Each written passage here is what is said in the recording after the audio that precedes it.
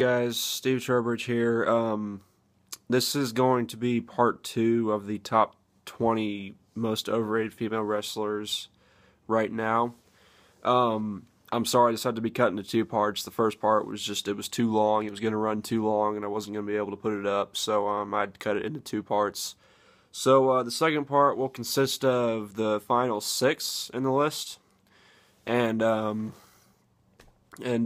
keep in mind, this is my opinion. You know, this doesn't make it fact or anything. You know, the names on the final 6 and in the whole list in general are my opinion. Okay, so you know, don't say that I'm stupid or that I'm a douchebag for saying that, you know, someone is overrated. I mean, overrated doesn't exactly mean bad, but there are a few wrestlers on here that I think are both bad and overrated. But so yeah, so we'll just hop right in here. So number 6 and number 5, it's just kind of correlate with each other, but number 6 is Nikki Bella. I'm just gonna do it's both the Bella twins. I'm just gonna say that, but I'm gonna do them separately. Nikki Bella, the Bella twin, who right now I think has made the most progress out of the 2. I used to think it was Brie, and for a while I thought it was Brie, but nope, it's Nikki now. Nikki was the one who's made more progress of the 2 now. I think she's better in the ring. You know, she's changed up her look. I think she's pretty much better than in every category, better than Brie is, but that's not really saying a whole lot because, you know, Nikki is, she's okay, but I mean she's still not that good. She's not bad. Neither of them are really bad anymore, but neither of them are really that good. Nikki, I feel, is like okay, you know, but nothing special still. I mean, nothing, not great or that good. She's just okay, I feel like.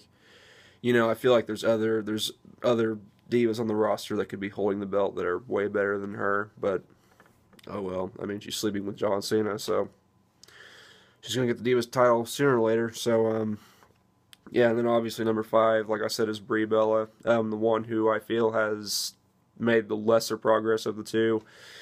And people have been saying that Brie has gotten better at wrestling. I made a video on the Bella Twins before. If you haven't watched that one, go check it out. But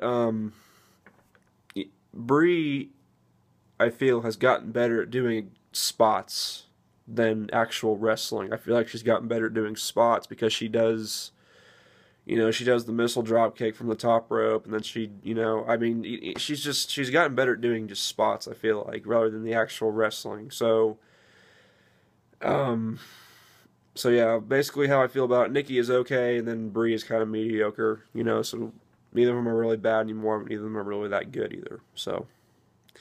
And I hope that once this push of theirs ends, that they get the fuck off TV, because I can't stand the Bella Twins, quite frankly. Alright, number 4 is Candice Michelle. You know, another name that I hear, people associate her with the model-turned wrestler, you know, success stories, you know, saying that she was one of the successful model-turned wrestlers. And at first I thought that, I kind of agreed with that, like I would watch her matches and I think, okay, yeah, she got better, she got pretty good, but the last time I went back and watched her matches, especially the ones with Beth Phoenix, you know, the back-to-back matches which she had at Beth Phoenix at, like, in 2007, leading into 2008, the pay-per-views, I noticed that it really seemed like Beth Phoenix was doing all the work in those matches, as opposed to Candice, you know, because it seemed like Beth Phoenix would do most of the work, and Candice would, you know, get her, you know, start her comeback, you know, and then, but it just really seemed like Beth Phoenix was carrying her through those matches, you know. I mean, they were good matches, but I don't know, when I go back and watch them a few times, I start to think that maybe Candice wasn't all that good. Maybe Beth Phoenix was just carrying her to some good matches. And I watched the match where she won the women's title from Melina. I didn't really like that one too much. I didn't think she looked really strong in that match. I didn't think she was that great in that match either. You know, and Melina was a great wrestler, but Candice, nah. So yeah, I think she's kind of overrated in the fact that people tend to always say that she improved and she became really good. She maybe improved a little bit more than the Bella Twins, but she was okay, but not that great. You know, she could be carried to some good matches, but Number 3 is Maryse. This one really just gets under my skin because it seems like everybody, like almost everybody except for a few people that I've talked to, like on YouTube, almost everybody seems to think that Maryse is a really good wrestler, that she is a great wrestler, and I don't think so. Because, I mean, I'll give Maryse this. She did play her character very well. Like, she played her character very well. I mean, she was probably one of the best actresses in the WWE because, I mean, you have to have acting skills, and most of the divas suck at acting, let's be honest, but Maryse was pretty good at that aspect of it, of playing her character. But as far as in-ring skills go, I didn't think she was that special, you know. I thought she was okay when she was on SmackDown, but then when she got to Raw, I felt like she got lazy in the ring. I mean, seriously, I thought she got lazy in the ring when she got to Raw. Her matches was just most of her matches would consist of like hair pulling and slapping and kicks and, you know, cheap pin attempts, you know, grabbing the tights, and then I mean, her only real moves were the forward Russian leg sweep, that camel clutch that she used, which never looked right to me because obviously you had to hook the legs, and her snap DDT, which was the French kiss DDT, and she had that heel kick, which I don't know if she used that often later on in her career, but those were the only real moves that I think she had. I mean, later on in her career, I think she had a few more moves, like when she was on SmackDown and everything, but I mean, other than that, not really any moves except for, you know, hair pulling and slapping and kicking and just stuff that all the divas do, let's be honest, you know. But yeah, I never thought Maryse was anything special in the ring, and people like to say that she was one of the best, but no. Because, I mean, if you really think that, then, I mean, you're just a product of the WWE marketing machine, you know. I don't get it. I don't get the hype surrounding Maryse. I just didn't think she was that good. You know, that's my opinion. Sorry, any Maryse fans out there. I mean, if you like her and you think she's good, that's fine. That's fine. But I don't get it. But anyways, moving on. Number 2 is Kelly Kelly. Oh my fucking god. Kelly Kelly. Alright.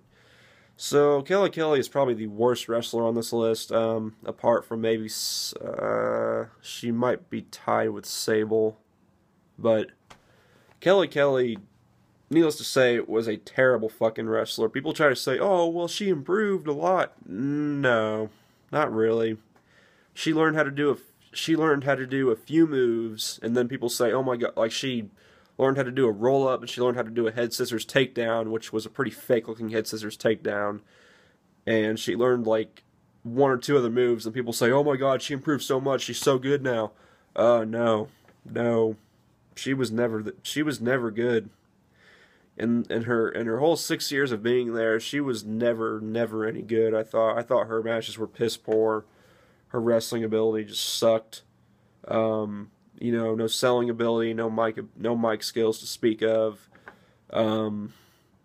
just nothing. You know, I just thought she was really worthless. You know, the only thing you can say about her is that she had good looks. But let's be honest, most of the divas, you know, model turn wrestlers that they bring in are hot anyways. You know, Kelly Kelly, yeah, she was hot, but so what? So a lot of the other divas, you know, that's nothing special. She just seemed like a typical hot blonde diva. Hot blonde diva, you know, model turned wrestler. And in my eyes, she was just useless. I mean, just completely useless, but completely pushed to the moon. I mean, good lord. I mean, pushed all the time. And in 2011, when she won the Divas title, oh my fucking god. I mean, just terrible, terrible, terrible. You know, and the funny thing is that she, at that time, when she won the Divas title, she won the main women's title for the main division of the #1 wrestling company in the world, I mean, you know, #1 wrestling company in the world, supposedly, but, so, isn't that supposed to mean that if she's the, you know, female champion of the #1 wrestling company in the world, she's supposed to be the best, like, one of the best? Like, no. No, Kelly Kelly is not the best. Far from the best. But yeah, um, but the reason she's not number one is because I think people know. I think a lot of people know that she was bad. You know, I mean, she's got her fans out there, but I don't think. I think people who really think Kelly Kelly is a good wrestler, I don't think they really understand what a good wrestler is, because Kelly Kelly was just freaking awful. So, all right, but enough about Kelly Kelly. And then my number one most overrated. I am probably, if you know, whoever sees this, I'm probably going to get some hate for this, or a lot of hate. But my number one most overrated is Trish Stratus. Yes, you heard me right, Trish Stratus. Okay, I think that Trish Stratus is completely fucking 100% overrated. Okay, every time I'm watching an independent female women's match, you know, or you know, any women's wrestler that's any good in WWE, TNA, Shimmer, you know, where on the Indies, whatever, you know, wherever, people always compare them. Most of the time, like I'd say 80% of the time, they always compare them to Trish Stratus. They say, oh, so and so could be the next Trish Stratus, or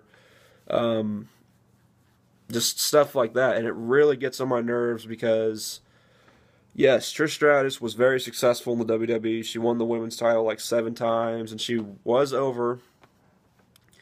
And I mean, she had a successful career, you know, because I mean, yes, she wrestled in the #1 wrestling company, and she won the women's title 7 times. That's a pretty successful career. But when you really when you really think about it, and I'm talking about in terms of wrestling ability and mic skills, you know, because people say, oh, Trish Stratus had such good mic skills. Well, I really don't think so, because like I've listened to a few of her promos, and I thought she was kind of average, really. I mean, she wasn't bad. She was better than probably most of the divas on the roster now, but she wasn't like phenomenal or anything. You know, she was good, but not great. I mean, people like to act like she was great on the mic, and then in the ring, it's like, you know, people make her out to be this great, fantastic wrestler, like one of the best of all time, when really she's not. Again, she was average, really, if you think about it. I mean, you know, I've seen all these female Japanese wrestlers, and all, you know, a bunch of female wrestlers on the indies, you know, Madison Eagles, Sarah Del Rey, you know, cheerleader Melissa, Lufisto, Mischief, people like that. People who would completely blow Trish Stratus out of the water when it comes to wrestling abilities, completely blow her out of the water. People who are way better than Trish Stratus ever was, you know. And if Trish Stratus was as good as people say she is, then why did Trish Stratus versus Christy Hemme at WrestleMania 25, I think it was WrestleMania 25, why did that match suck so much? If she was so good, how come she wasn't able to carry Christy to a decent match? Why? Because she wasn't as good as people made her out to be. She was really just average. She gets all the credit when women wrestlers back then, like Molly Holly, Jazz, Jacqueline, Victoria, and Ivory, you know, women like that, they get no credit at all. But Trish Stratus gets all the recognition and fame and credit for the division back then. But those, you know, Jazz, Molly Holly, Jacqueline, and Victoria, and Ivory, those women did the real work. As far as wrestling goes, okay, those women in my eyes did the real work, okay, not Trish. And the only reason she was so successful in the WWE is because they pushed her to be the most successful. So, yeah, that's how I feel about Trish Stratus. That's really been getting on my nerves lately, and so again, that's my opinion, okay? If you have another #1 most overrated female wrestler, then please share it in the comments, or, you know, give me, what's your list of most overrated female wrestlers? You know, put it in the comments if you watch this video. Let me know what you think. And keep in mind, this is just my opinion. Again, not fact, just opinion. My opinion, okay? And, yeah, so I hope you guys enjoyed this 2-part video of the top 20 most overrated female wrestlers of all time, and I'll try to make more videos more consistently, but I just get real busy. But I'll talk to you guys later. Peace.